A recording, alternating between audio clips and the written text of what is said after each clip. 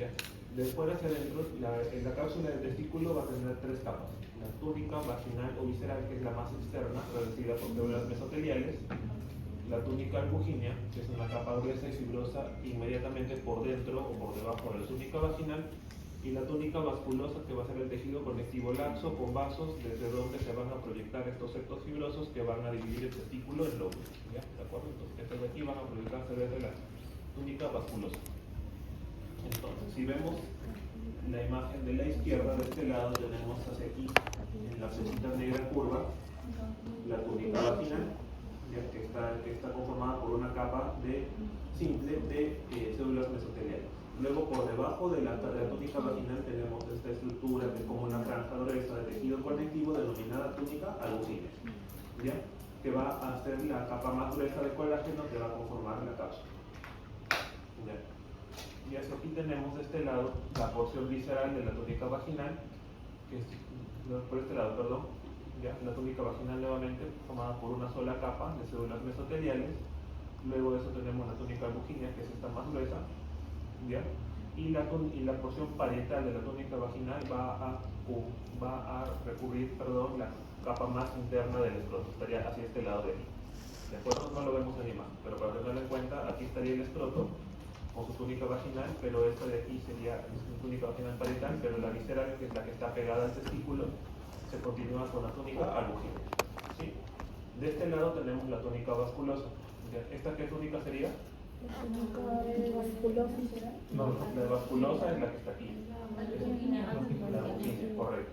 ¿Ya? Aquí la vaginal no se observa, ¿ya? Pero esta de aquí sería la túnica albuginea. Contigua a la túnica albuginea, que es esta de aquí más o menos, tenemos la túnica vasculosa. ¿Ya? Y aquí como blanco, ¿por qué? Porque está conformada por tejido conectivo laxo. ¿De acuerdo? Esto de aquí. ¿Y qué va a contener? Vasos sanguíneos, que vemos aquí llenos de sangre, vasos linfáticos, ¿ya? Y a partir de esta túnica vasculosa es donde se originan los septos fibrosos que van a dividir el testículo en lóbulos. ¿De acuerdo? Entonces, yo les pregunto esto.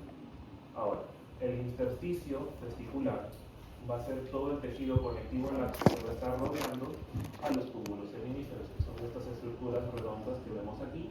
Y hacia el centro, este espacio medio blanco, medio rojito, sería el intersticio del testículo. ¿Ya? Y aquí vamos a observar vasos sanguíneos, mastocitos y también células de Leydig y también fascículos nerviosos. ¿Correcto? En este espacio de aquí. Entonces, el intersticio es el tejido conectivo laxo que está ubicado entre los túbulos seminíferos. Va a contener las células de Leydig que van a producir andrógenos, en este caso testosterona, que bien pueden estar solas o en pequeños grupos. Las células de Leydig van a tener un citoplasma eosinófilo abundante, ¿de acuerdo? Su citoplasma entonces va a ser grande y muy rosado. Pueden tener liposucina, cristales de Reinke, lípidos, ¿de acuerdo? Esto va a estar en función a la edad de la persona. Y también pueden encontrarse estas células de Leydig en el cordón espermático y en el epididio, ¿de acuerdo? Y en el intersticio aparte van a haber nervios, vasos y también conductos linfáticos. ¿Ya? Entonces aquí tenemos el intersticio, por aquí vemos los vasos sanguíneos y hacia aquí estos mastocitos, ¿correcto? Que los mastocitos básicamente están en cualquier zona del tejido conectivo porque su función es protectora básicamente, ¿sí? De este lado tenemos otro corte de intersticio, hacia aquí vemos los mastocitos, ¿ya? Y aquí tenemos este grupito de células con citoplasma muy rosado y con estos núcleos vesiculosos, como si fueran globitos, serían las células de Leydig, ¿ya? Y estas van a producir testosterona. ¿Ya? Aquí tenemos, por ejemplo, más células de Leydig, nuevamente en grupitos, son estas células que ven aquí, con citoplasma amplio, abundante y muy rosado, y casi siempre, o en la mayoría de veces, las vamos a ver contiguas a los vasos. ¿De acuerdo? ¿Por qué? ¿Cuál es la función de las células de Leydig? Producir testosterona. Entonces, como producen testosterona, ¿hacia dónde va la testosterona? Hacia la irrigación sanguínea. Siempre van a estar cerca de los vasos. ¿De acuerdo?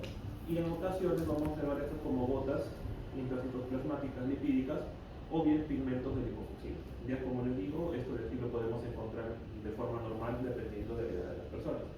Y hacia este lado tenemos más células de Leydig, que serían estas de aquí, ya con sus gotas lipídicas, sobre todo en personas durante la pubertad, y que van a aumentar la cantidad lipídica o aumentar conforme progresa la edad. ¿De acuerdo? Nuevamente, más células de Leydig Y aquí en estos casos vemos estos cristales intracitoplasmáticos denominados cristales de Rayleigh, que se pueden encontrar de forma ocasional, sobre todo en testículos postpuberales, ¿de acuerdo? Y tenemos por acá más grupos de células de Leydig que a menudo van a estar asociadas también a estas fibras nerviosas. Como ven acá, estas fibras onduladitas que te hacen recordar que esto de aquí es un nervio, pero aquí vemos pegado al nervio más células de Leydig, ¿de acuerdo?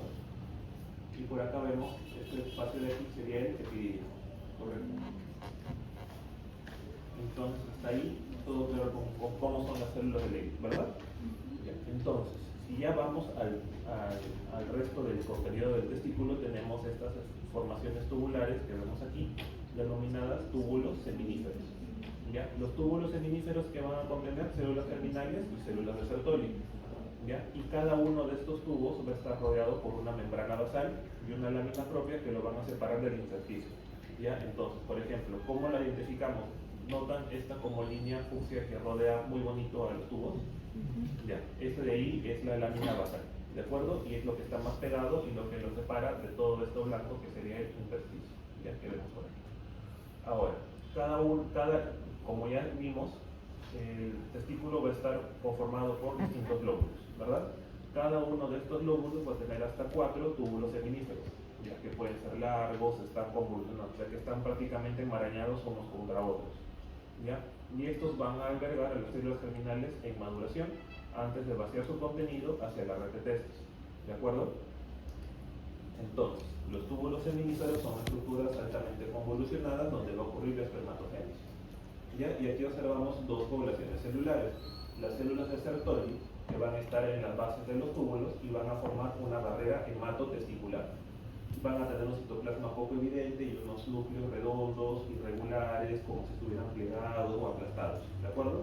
Y luego las células germinales, que son el 90% de las células de la población celular del túbulo, y tenemos desde las más inmaduras, que son las espermatogonias, en la base de los túbulos, hasta las más maduras, entre espermátides y espermatozoides, hacia la luz del túbulo, ¿de acuerdo?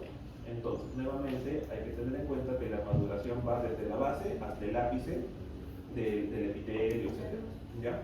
Y la maduración de estas células va a durar hasta 70 días, ¿de acuerdo? O en promedio 70 días.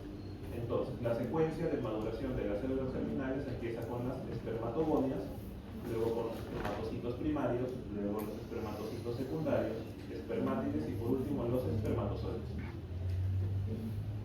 Entonces, aquí tenemos un corte a mayor aumento de un túbulo seminífero y aquí vemos estas células que están señaladas con estas mechitas azules, que son células pequeñas, irregulares, con unos citoplasmas, con unos núcleos redondos o también algo entre aplastados, ¿de acuerdo? Denominadas las células de Sertoli.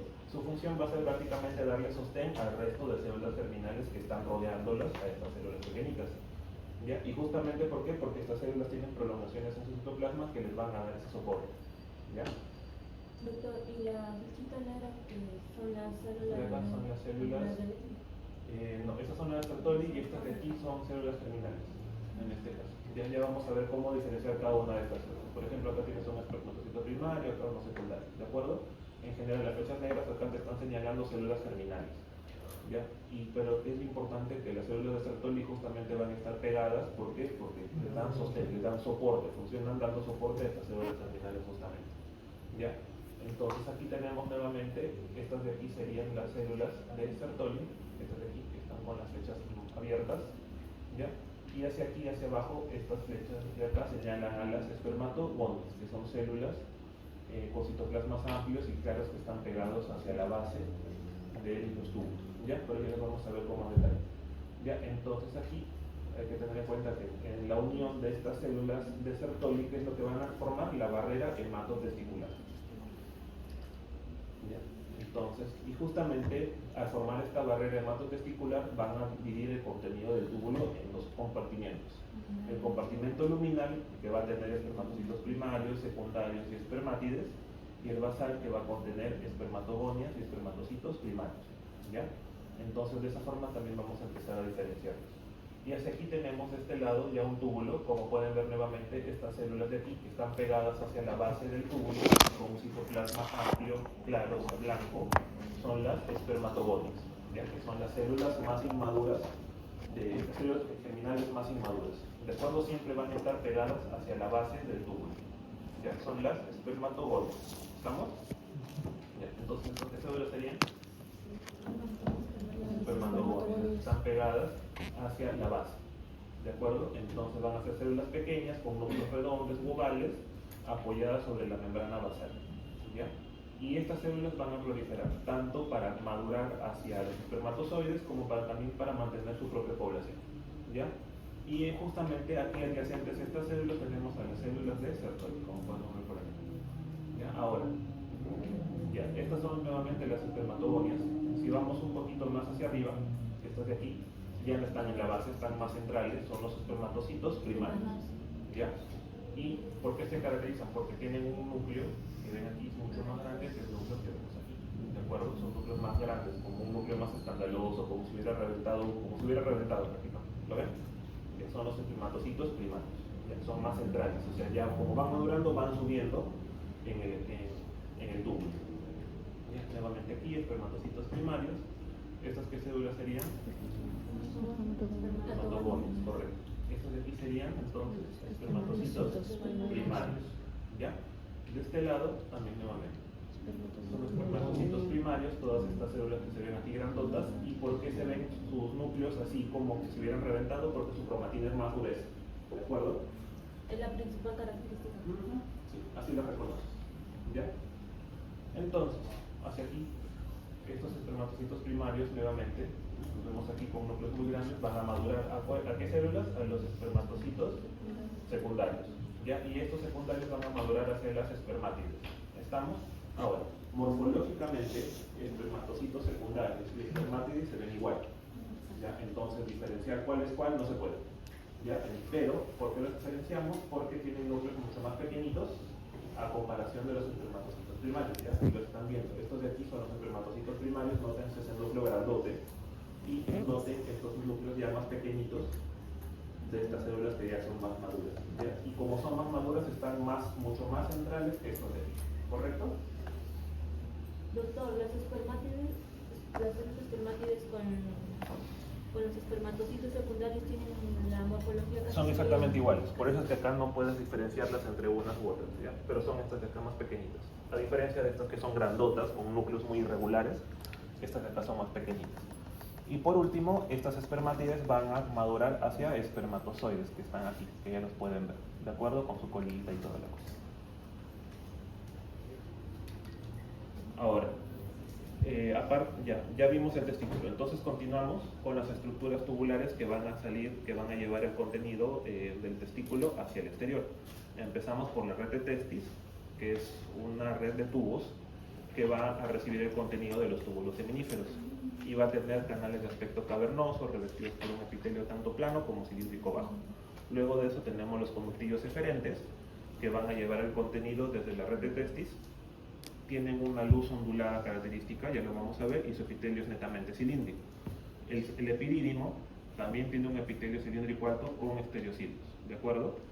Y sus células se denominan células principales, que son células columnares, altas, etcétera, también ya lo vamos a ver. Y aquí también ocurre la maduración y almacenamiento de los espermatozoides. ¿Estamos? Y los conductos eferentes que van a transportar ya los espermatozoides ya maduros desde el epidídimo hacia el conducto eyaculador, ¿de acuerdo? Entonces, aquí tenemos esta estructura que se ve cavernosa. ¿Por qué le digo cavernosa? Porque tiene estos espacios en blanco, ¿de acuerdo? Que son las luces por donde llega el contenido desde la red de testis. Y aquí tenemos este estroma rico en colágeno y fibras elásticas, ¿de acuerdo? Todo esto rosado que se ve aquí es el estroma que rodea justamente estos conductos de la red de testis. Puedes encontrar también células mioides, fibroblastos, etcétera, pero básicamente es colágeno y fibras elásticas. Ya, ahora, si vemos esta porción a mayor aumento, vamos a ver que el epitelio, como les dije, puede ser bien plano, como también columnar bajo. Por eso se ven como células elipsoides, etcétera, células columnares, ¿de acuerdo? Y el epitelio va a presentar microvellosidades que van a corresponder a flagelos únicos, ¿de acuerdo? En la superficie luminal. En ocasiones se puede ver como, por ejemplo, acá ves como un pelito que tienen estas células, pero en ocasiones no lo vas a ver diferenciar. Ya pueden tener en cuenta, hay que saberlo porque también les pueden preguntar en sus exámenes. ¿Ya?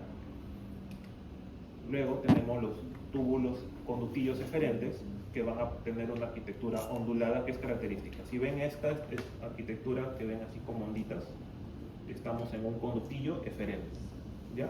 Y el estroma que los rodea va a estar conformado por músculo liso y fibroblastos, ¿ya? Y hacia este lado, el mismo epitelio que vemos aquí, que es cilíndrico, con por ahí uno que otros cilios, ¿de acuerdo? Pero también hay que tener en cuenta que tiene dos fases. Una fase luminal, que son las células cilíndricas, y la fase basal, que son células más pequeñas, ¿de acuerdo? Son células basales. Aquí más conductillos eferentes, que van a tener en ocasiones estos acúmulos intracitoplasmáticos, pero también es normal observarlo y nuevamente tengan en cuenta que tienen esta como estructura o una superficie luminal ondulada. No es algo regular como por ejemplo observamos acá o en las distintas glándulas que hemos visto que son regulares, bien circulares, no. Acá son onduladas. Entonces es una forma también de ubicarse y determinar que estos de aquí son conductillos eferentes, ¿ya? Y hacia aquí tenemos ya un corte de epidídimo que tiene, en primer lugar, a diferencia de esto, su pared es mucho más gruesa, ¿ya? Son células